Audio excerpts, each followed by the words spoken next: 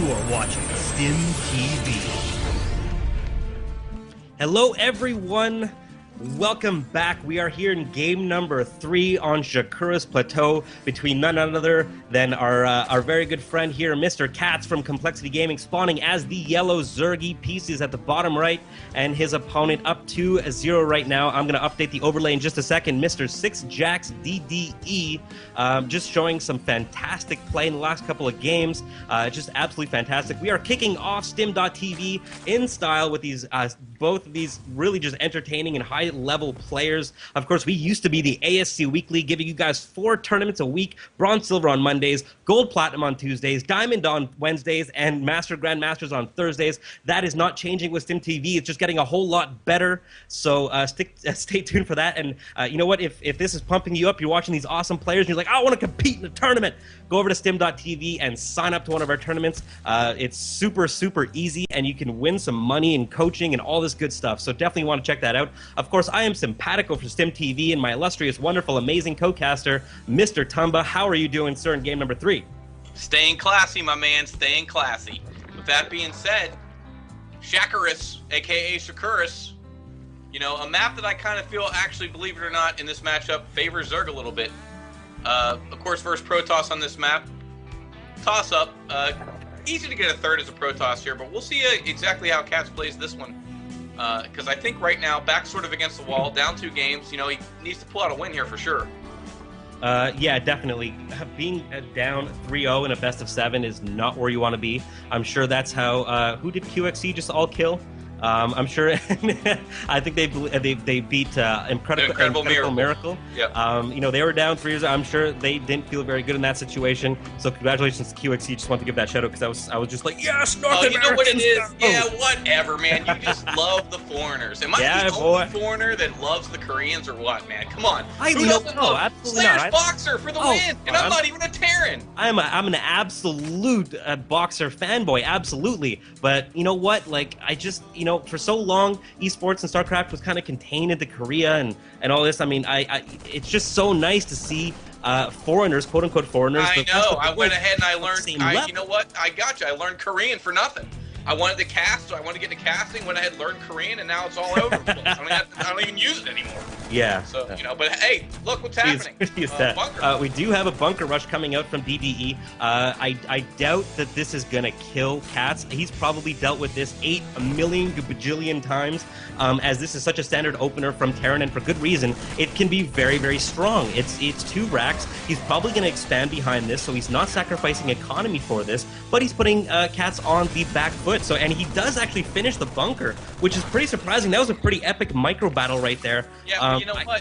That being said, yeah, he does finish the bunker. Also, you know, he had to pull pros for that. He had a host of lings. He had more than enough to go ahead and deal with that. I can't believe he couldn't snipe the SCV, but you know, the bunker will get up. It's out of range, sort of, but it is a nice pause pad for these Marines as they can kind of go in there and feel safe. Yeah, that spine crawler is going to go down. It's about halfway down right now. Lots of Zerglings out already.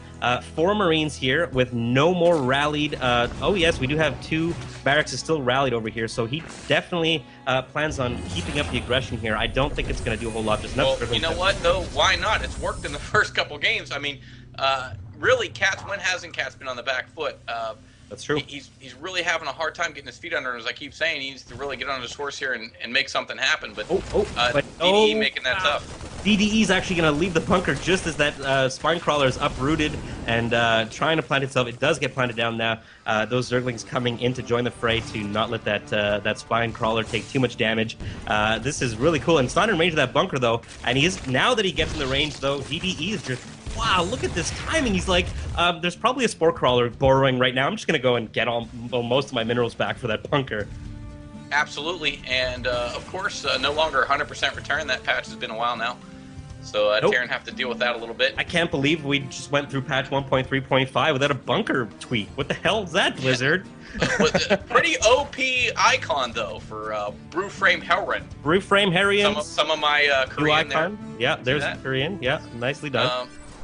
Lings, and by Lings I mean not a whole lot of them making their way over. He's not going to do anything. He's just going to. He's like, listen, I'm alive. I'm here. You know, I'm not afraid. You know, my units are on the map. I have some map control. He's telling DDE. It's an innuendo, I guess, for that. I always love how he just sends just one link to the Xel'Naga, and the rest just goes. Just think about the actual micro it takes to do that. That's actually really fun little things I noticed. But anyway, yeah. You know, DDE is in a great place financially. Let's look at the harvester count. It's 34 over 31 for KatZ. So KatZ is, throughout that entire bunker rush, like I said, has kept up his macro. He's not behind economically whatsoever. That being said, I'd probably like to see him drop a third fairly soon. But I'm sure he's kind of worried about what DDE has in store. So maybe he wants to get a little bit of scouting done first. I think he just did that with that Overlord, but didn't get to see a whole lot thanks to these patrolling Marines. Nope, and planting some creep tumors down there, making that little creep highway on the way over to DDE. Yep. Sort of neglecting to connect his main to his natural, but the Baneling left will finish now, so we will see some Banes. Mm-hmm. I know that excites you. You know Who what's doesn't love Baneling exciting? explosions? I don't know why that just reminded me of that, but you know, I was talking about kind of some of the accomplishments from DDE. Of course, he won the Tactic 3D tournament for $2,000. He beat Idra in the finals for that a couple months ago. Has won a ton of Go for SC2 Cups, which we'll be casting tomorrow night, by the way. He's won Reddit Opens, VT Gaming Opens, Fazcraft Opens. Just he was in the NASL. Just so much on this guy's career. But looking at KatZ, no pushover as well. In fact, this is kind of a team grudge match a little bit. KatZ actually took out sixjaxDDE. I believe in a best of 7, also for $100. Very recently, I don't remember the date on that. It was fairly recently. So actually, DDE is kind of here to defend his team's honor. And look at these Reapers. Look at all the Reapers. You took the thought right out of my mind and spewed it right over the stream there, Simpatico. That are a lot of Reapers. Them's a lot of Reapers. Hold them over. Hold them over. And they're going to get... Oh, wow, those Zerglings do not go for this round, but probably a good idea there. That's a lot of DPS. This is so much DPS. These things... Look how fast they kill buildings. It is unbelievable, those grenades. Look, KatZ. Oh, Baneling's coming in. Can they just nuzzle? Wow, that was...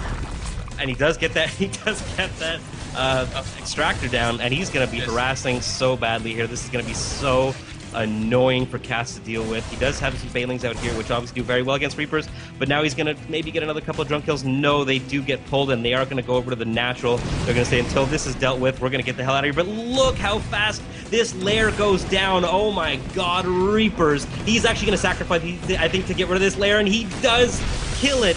One Baneling, 2 Baneling explodes, and he's going to be, these Reapers are going to get surrounded and taken out now. Well worth the investment. I feel a drinking game coming on for sure. I think you should have to drink every time DDE comes up with another form of harassment. The guy does drops. We haven't seen Blue Flame Hellion yet. That's the only thing we haven't seen. I mean, he uses Marine drop. Whatever he can, he'll use. Yeah. And showing the effectiveness of Reapers, more than cost effective, takes down the layer. KatZ again on the back foot. At least he got to a third base though this time. But you know what? Let's be fair. He was a little fatigued this evening. Was feeling very tired. So hopefully get some coffee in him and can stage a comeback here. You know what though? Reapers do not shoot up, and we have a gaggle, a relatively small gaggle, but a gaggle nonetheless. I think that's about 8 or 7 on the way now. Let's see what DDE has in store. He is getting missile turrets up. He did have that medevac taken out by those mutalisks, so he's very well aware, and he is going to be getting, and this is, I think... Oh, hold that thought! Look at this! Oh, the drop gets spotted! Oh, and he will lose a medevac. Wow. Does get a lot of dropped, though. Does get a lot of units dropped. And actually, is going to lose all his Marines. Yeah, and this is sort of what I was saying last time. Mute is so good. What it does is effectively locks down Terran in his own base for a while. You gain a ton of map control. You can do a lot of harassment.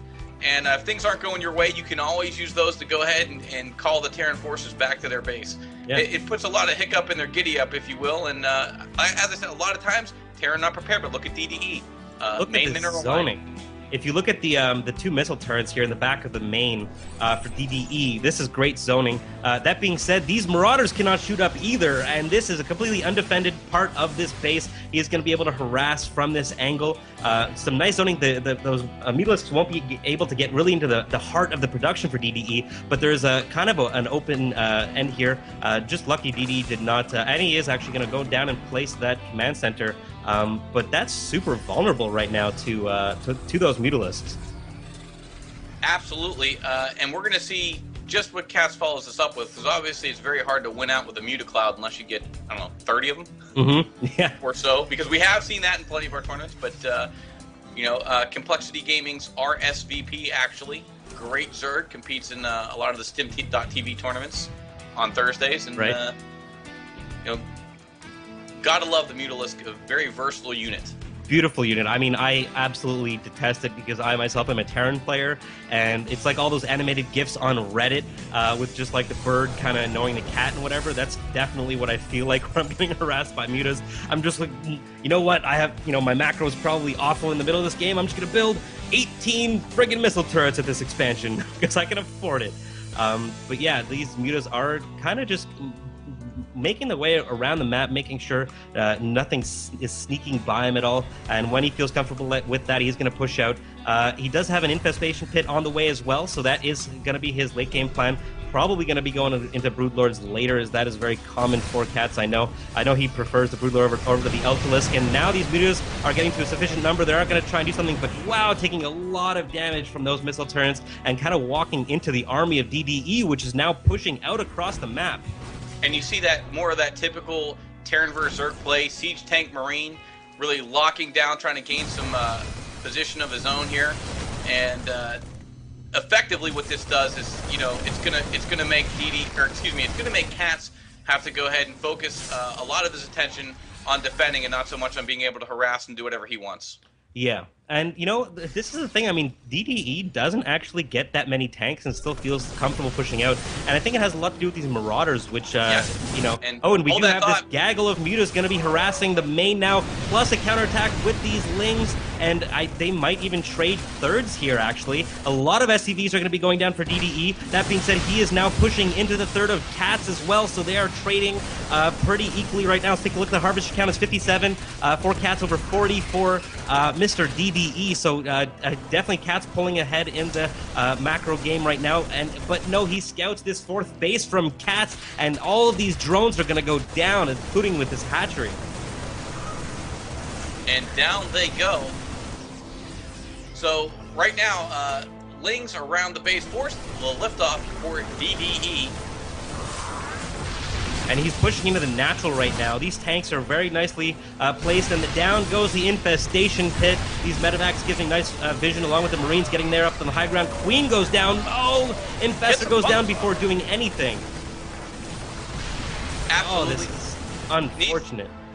This is very unfortunate. Needs to get some key fumbles off. That's sort of hard to do when you only have one Infestor coming from... Huge Baneling hits, though. He is going to clean this up. Banelings take out all the Marines and Marauders here, or at least the vast majority of Marauders. A couple of them are going to make their way back. All the tanks are now done. Cats is by no means out of this game. Economically, they're hovering around the same number of Harvesters. That being said, DDE is going to have better saturation. Looking at the food counts, he's up about 20 food or so, and he does have that third base ready, while Cats lost both his third and fourth. DDE is not going to let up the pressure. He's not going to let Cats crawl his way back into this game. But this Thor is actually going to get magic boxed and taken out. But there's two more Thors taking out these Mutalisks. I don't know if Cats noticed those because they're on the other side of this mountain, actually. So, wow, he's losing every single Mutalisk. That is so unfortunate. And I think DD is in an awesome spot right now. Absolutely. And Thors, I know they were making some adjustments with them, obviously adding the energy in one of the previous patches, making some switches, and I know they were looking at the way they work against Mutalisks in general, but DDE does not seem to be having a problem with them versus Mutalisks at the moment. No, he is going to lose them very needlessly, though. He put them up front to basically get an easy surround from all of those Zerglings, and but that being said, there's just too much there for DDE, and DDE is going to win that game number 3, Cats GGing out.